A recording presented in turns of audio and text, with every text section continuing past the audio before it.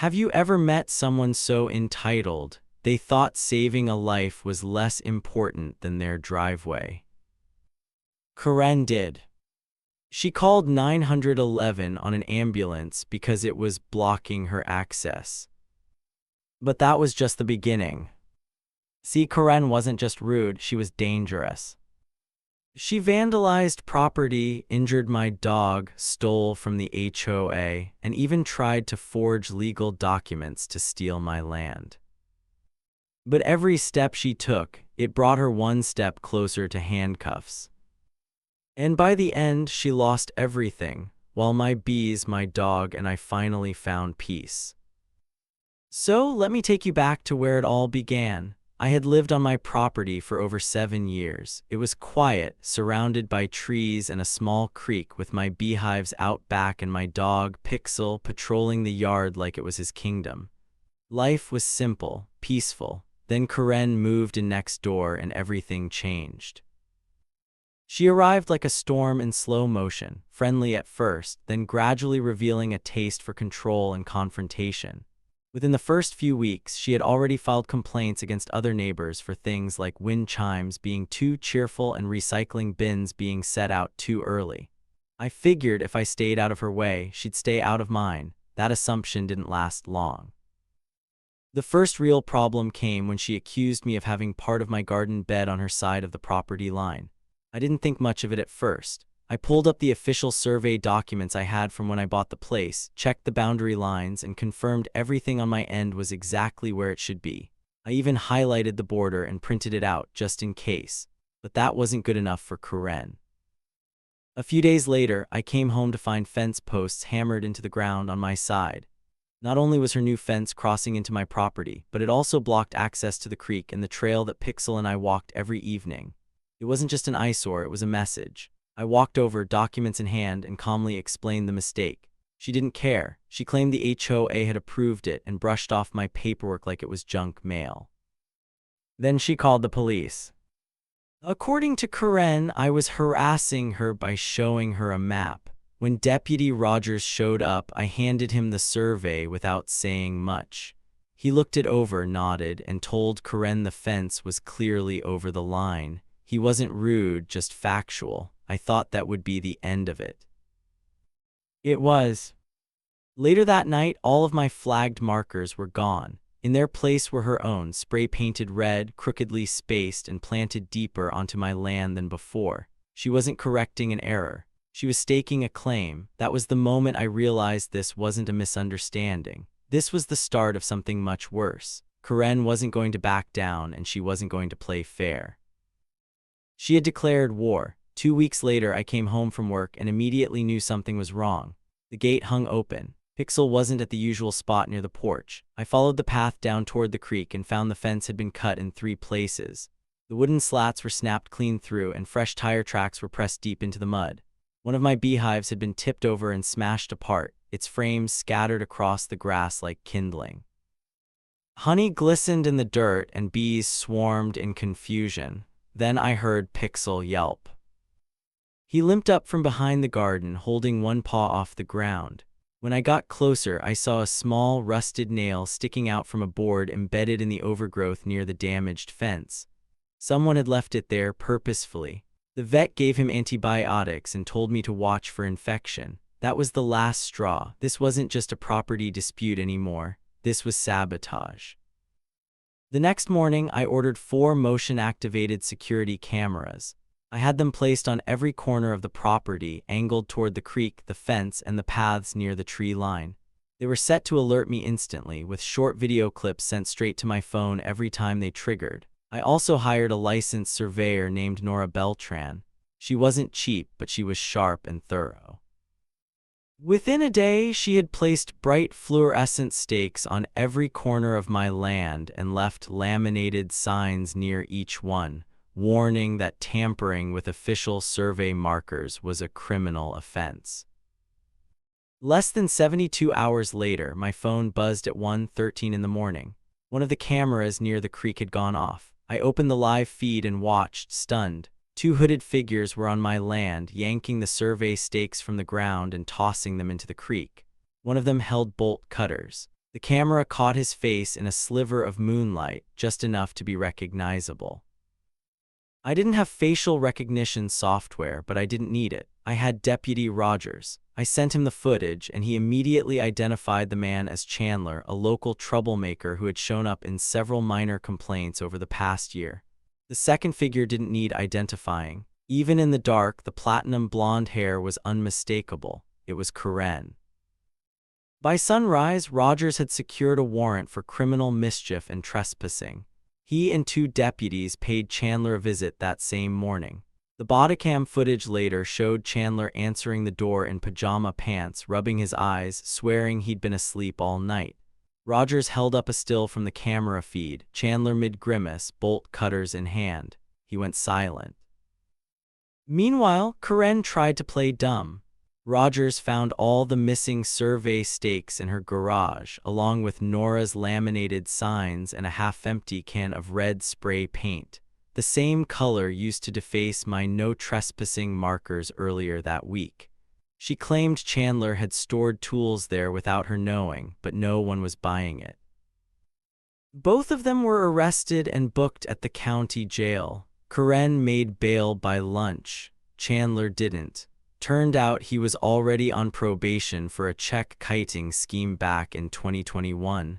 That violation meant no bond. He was staying put, at least for now. And while the legal side started to move, I couldn't help but feel like justice had finally cracked the door open. I just didn't realize how wide it was about to swing. With Chandler stuck in jail and Karen trying to play innocent, I figured the worst was behind me. But my lawyer, Elliot, wasn't so sure. He advised we dig deeper, especially into how Karen had gotten approval for that fence in the first place.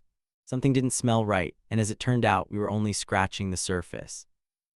Elliot filed a formal records request with the HOA, asking for financial statements, vendor receipts, and meeting notes related to property improvements. It took a few weeks, but what we got back told a very different story than Karen's verbal approval excuse. Sitting right there in the middle of the records was a cashier's check for $3,500 made out to a contractor for gate installation, the same gate Karen had planted on my side of the line. The kicker. The check had been signed by Chandler and drawn directly from the HOA's reserve fund. Chandler, as it turned out, was the HOA's bookkeeper. He had access to all their accounts, which explained how he was able to funnel money without immediate red flags. But it didn't stop at $3,500. Elliot and a forensic accountant reviewed the records line by line and uncovered several other checks, each labeled vaguely as grounds improvements, totaling nearly $46,900. Not a single invoice had a matching contractor or project to show for it. We informed the HOA board immediately. Most of them were blindsided. They'd relied on Chandler to handle the books and hadn't bothered to verify anything he presented. But once the evidence was in front of them, checks, signatures, missing receipts, and completely fabricated meeting minutes, they voted unanimously to press charges. The investigation was now big enough to bring in Detective Miriam Page from the county's white-collar crime unit. She was sharp, efficient, and not interested in anyone's excuses. She obtained a warrant to seize Chandler's home computer, where she found even more damning evidence: forged vendor receipts, template emails from fake contractors, and a Word doc containing copies of HOA meeting minutes that had never happened. But the worst part, some of the embezzled money had been quietly funneled into a private bank account belonging to Karen. Buried among the transfers was a payment labeled as a consulting fee in the amount of $7,200. It was deposited just 2 weeks before she started building her illegal fence. Coincidence? Not likely. Karen responded by hiring a high-end defense attorney who charged $600 an hour and refused to answer any questions. She stopped talking to neighbors, kept her blinds closed, and pretended none of it was happening. But Chandler didn't have that option. Sitting in jail with no bond, facing probation violation and multiple new felony charges, he started getting nervous. Eventually, he cracked. Through his public defender, he reached out to the district attorney with an offer. He'd testify about everything in exchange for a reduced sentence. He handed over full documentation showing that Karen had planned the fence scheme from the beginning. She promised him a share of my land once the HOA annexed it. She'd fed him the lies, directed the money transfers, and even told him which survey stakes to remove under the cover of night. By the end of that week, the case had gone from a petty neighbor dispute to a full-blown conspiracy investigation. And while I couldn't undo what Karen and Chandler had already done to my land, my dog, or my beehives, I could finally see something I hadn't felt in months. Chandler's decision to cooperate changed everything. Within a matter of days, the district attorney had enough to formally charge both him and Karen with felony conspiracy, theft, criminal mischief, and misdemeanor trespassing. For Chandler, the plea deal was straightforward. Plead guilty to violating probation on his 2021 check-kiting conviction and serve 18 months automatically. In exchange, he'd receive a lighter sentence for the new charges, if and only if he told the full truth about Karen's involvement. And testify he did. His statement laid out the entire plan in stunning detail. Karen had pitched the idea as a long-term land recovery, convincing Chandler that if they shifted the property boundaries quietly and made it seem like an HOA-authorized expansion, I'd never be able to fight it legally. In return, she'd ensure that once the land was annexed, Chandler would get to build a detached garage on what used to be my side of the line. She even promised to nominate him as HOA vice president. To support the case, the DA's office pulled together every shred of evidence: bank records, security footage, forged documents, and even the fake minutes Chandler had drafted. During the hearing, they played the camera footage from my backyard. The jury watched as Karen and Chandler crept onto my property at 12:47 a.m., tossing my survey stakes into the creek and loading rebar into Karen's SUV. It was irrefutable. When the guilty verdicts came down, neither of them had much to say. Karen's high-dollar lawyer tried to argue for leniency, citing stress, miscommunication, and Chandler's influence. The judge wasn't having it. Karen's bond was immediately revoked, and she was sentenced to 18 months in prison with mandatory restitution payments, $32,000 to me and $46,900 to the HOA. Chandler, despite his cooperation, wasn't off the hook either. He received a 4-year sentence with eligibility for parole after 2. His crimes had dug too deep and lasted too long to be brushed aside, but his testimony had sealed Karen's fate, and the court acknowledged that. During sentencing, Karen turned to look at me only once. Her eyes were blank, unreadable, maybe even defiant. I gave her a polite wave, not to provoke her, not out of cruelty, but as a quiet way to mark the end of something. I wasn't angry anymore. I just wanted peace. Outside the courthouse, I took a deep breath and let the air settle. For the first time in months, the land felt lighter. Not because of the outcome alone, but because the weight of constant worry, cameras, boundaries, and sleepless nights had finally lifted. Justice had arrived, not loud, not dramatic, just steady, complete. With the court case behind me and both Karen and Chandler officially out of the picture, the silence around the property felt unfamiliar, but welcome. The HOA, now under new leadership, sent me a formal apology along with a reimbursement check for $4,500. The funds had been recovered from Chandler's frozen account and were meant to cover the damage to my beehives and the replacement of the destroyed fence line. It wasn't a fortune, but it felt like something honest, something earned. I used part of that money to finally build the greenhouse I had been dreaming about for years. I placed it right where Karen had tried to annex my land, as if planting something good in the exact place where something toxic had once tried to grow. The frame went up in a week. By the second week, it smelled of fresh soil, tomato starts, and lavender seedlings. Inside the structure, life was already taking root. Pixel, fully healed, had started walking the perimeter again, ears perked and nose in the wind. The yard had become his kingdom once more. My bees, relocated to safer hives, were thriving. On warm afternoons, you could hear the low hum of their work echoing through the air like a slow, patient song. It was the kind of peace you don't realize you've missed until you finally have it again. I spent more time outside than I had in years. Some mornings, I'd just sit with coffee in hand, watching light creep over the edge of the field. No more security alerts, no more legal letters, no more red spray paint. Just the sound of the creek flowing softly in the distance and the feeling of knowing without a doubt that the land was mine, that I had defended it the right way, quietly but thoroughly. Things were finally normal again. At least that's what I thought. Just when I thought everything had finally settled, a letter arrived in the mail with no return address. The envelope was stiff and formal, the kind of paper that tries to sound important before you even open it.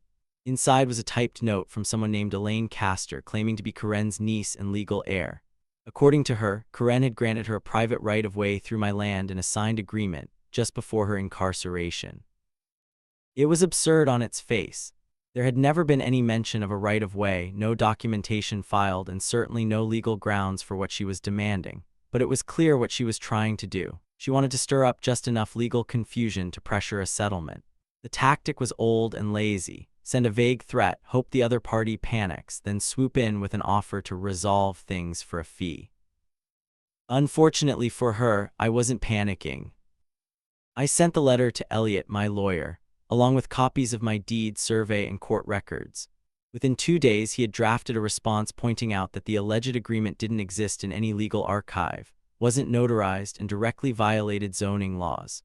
He attached a formal warning that any further contact would be considered harassment unless processed through the court. Unsurprisingly, Elaine withdrew her claim before the hearing date arrived. It should have ended there, but life had one more surprise in store. A few weeks later, I received another letter, this one from Chandler. It was handwritten on lined paper, folded neatly, and arrived through official channels. Inside, he apologized, not some dramatic confession or legal tactic, just a quiet, steady letter from someone who had spent time thinking.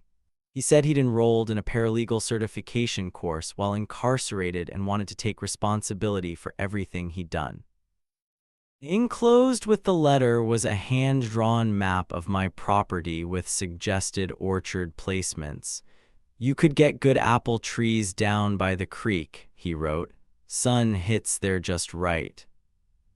I didn't know what to make of it at first. Part of me wanted to ignore it, pretend it was just another manipulation. But it didn't feel like that. It felt sincere. I wrote him back, not a long letter, not a promise of forgiveness, but a simple acknowledgement. I told him the sunflowers had grown taller than ever this year and the bees were back in full force. There was something healing in that exchange. Not closure exactly, just a small unexpected moment of peace where conflict used to live. Spring came early the following year. The frost melted fast, the soil turned rich and dark, and the air felt cleaner somehow, like the land itself had exhaled.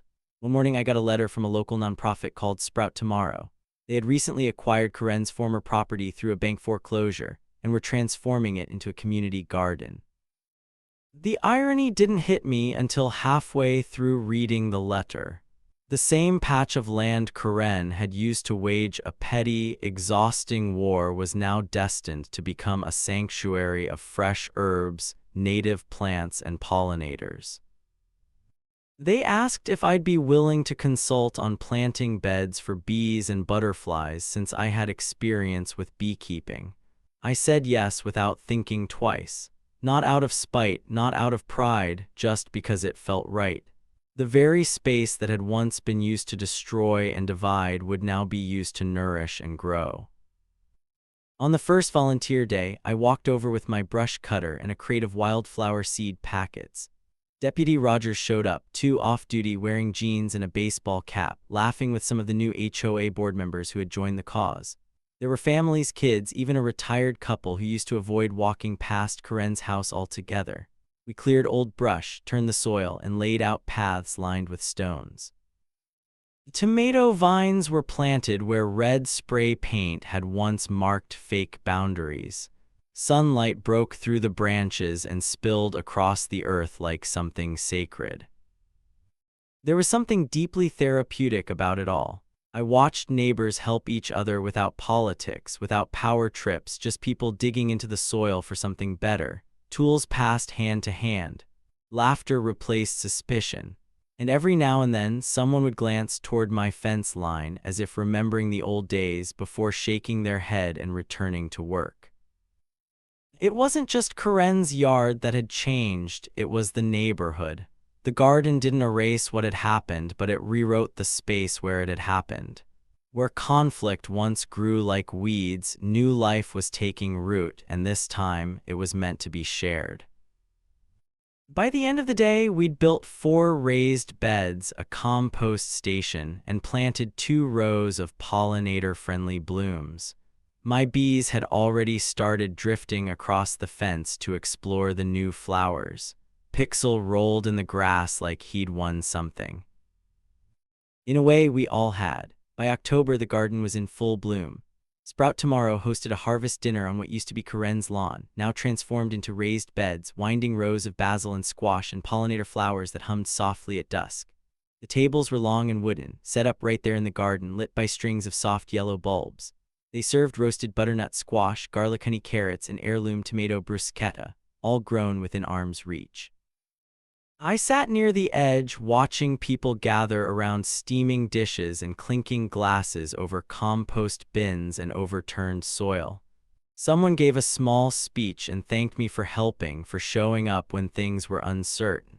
I nodded and smiled, but truthfully, I didn't need the recognition.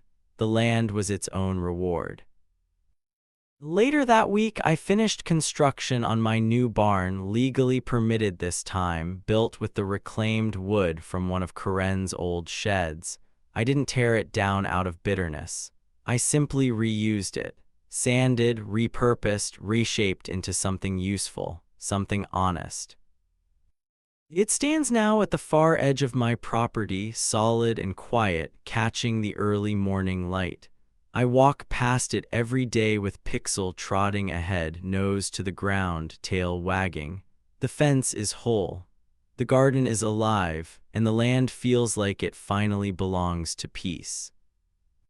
Restitution checks still arrive from the state's crime victim fund, slow and symbolic. Karen's wages from prison, garnished at $58 a month. It'll take decades to pay off what she owes, and honestly, I don't care. The money isn't the point. The point is this: we made it through. And where weeds once grew, sunflowers now rise, taller than ever, golden and still.